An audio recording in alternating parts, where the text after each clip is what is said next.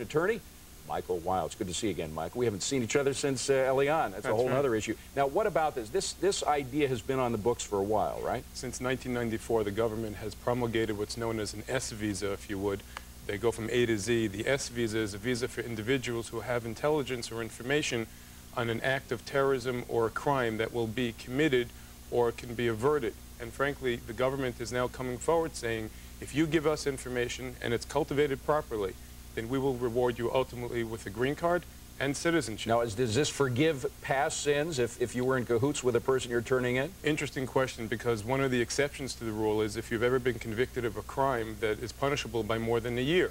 There's a lot of good, bad, and ugly, if I can quote a classic movie. The synthesis of all this will be culled out in time.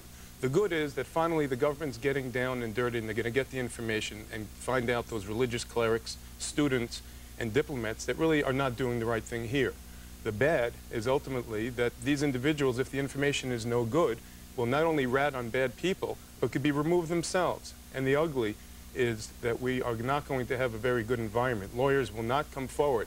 Our office as an exception, because we've helped cultivate diplomats and other defectors in the past, but most lawyers in this country will not come forward with individuals because of the risk. Well, Michael, you've actually had experience. You've defended some suspects in terrorist cases. A guy who was involved in Khobar Towers, or who was a suspect in that? Absolutely, now, with an eye towards getting government information. Are these, they don't appear to be the sort of people that you could squeeze for information. Are they tight-lipped, or do they rat on their cohorts? They won't rat in the environment that is presenting itself now. The government has to cultivate these individuals as human assets. You can't take an FBI agent from Wyoming and put him in a terrorist cell in the middle of Afghanistan.